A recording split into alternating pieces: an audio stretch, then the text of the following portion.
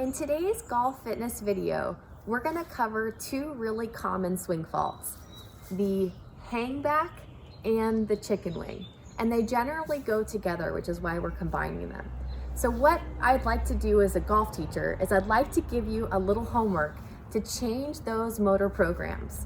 I would recommend starting out with a narrow stance and just taking some practice swings. If I'm standing more narrow, if I have any weight shift problems, I'm going to notice it. So if I'm narrow and I hang back, I'm probably going to lose my balance. So it's a great way to encourage the proper weight shift and a balanced finish. As long as I'm working on my balance, I can now add in another one where I put my hands on my hips and I'm going to fire my lower body by using my hands to push my hips into my finish. As long as my hips keep moving, I am going to shift my weight properly and then get the extension in my arms that I'm looking for. If my hips stall, my arms keep going, and then I'm going to create a chicken wing. So I would recommend changing these habits by doing some simple exercises like narrowing the stance and taking some practice swings, moving my hips. You can do that in front of a mirror or anywhere you can just to get the feeling of how you're supposed to move. And then you can also add in throwing golf balls. If you were to throw some balls, I'd hope that you'd move with the correct weight shift. If we throw it the way we hang back, that's how you would look. So we don't want to do that. So I would recommend adding those exercises to help fix the hang back and the chicken wing. Now here's Nika with the fitness perspective. Hi everyone. So to follow up on what Tasha was saying about hanging back and chicken wing, we have a couple of exercises for you. There's going to be a couple on the mat and then a couple standing. So starting with hanging back, there's a couple things that happen in that movement. One is you need internal hip rotation, and then the other is that you need to be able to use your glutes and tuck your pelvis through the movement. So starting with internal hip rotation, you're going to lie on your side. You can put a pillow under your head, knees bent in. You are going to lift this top leg up, and you're just going to internally rotate, touch your knees, then back to center. Your hip is nice and stable, but you're getting that internal hip rotation, which is what happens when you have to shift weight to the one side that you need to build up, right? So we're pulling, going knee to knee, getting that internal rotation, and then back to center. Your pelvic tilt, I'm going to show you on hands and knees, but then we'll do it standing.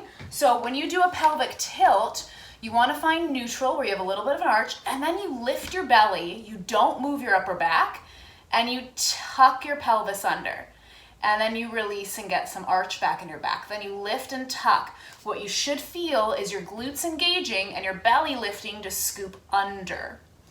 Now, one thing having to do with chicken wing while we're on the ground is scapular retraction, meaning being able to pull your shoulders back. If you take your arm and your shoulders rounded forward, when you go to turn, you're going to be limited how much you can get in that movement. But if you can pull your shoulder back and then turn, you have that lying on your back so that you're nice and connected.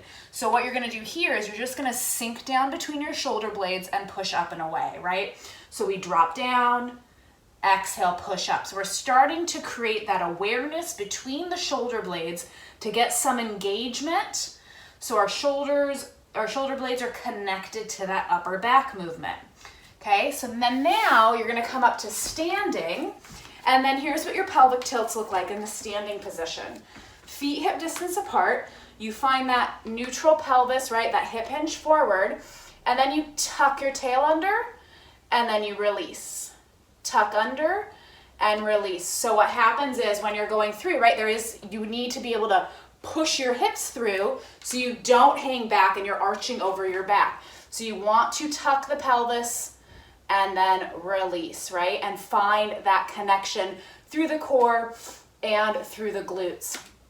Then that last bit when it comes to that chicken wing is transferring. So you got that shoulder engagement on the ground to feel that, but now you want to do it actively. So hands in front, pull the shoulders back, hold it for 3 seconds, and then release.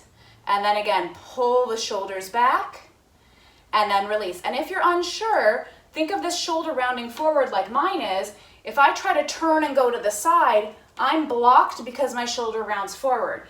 But if I pull that shoulder back and turn and go to the side, I get a lot more movement in my body. So those are a few exercises for your hanging back, having that internal hip rotation, getting that pelvic tilt involved, and then also for the chicken wing, getting that scapular retraction, being able to connect the upper back to your body. Hope these exercises help you, and we'll see you soon.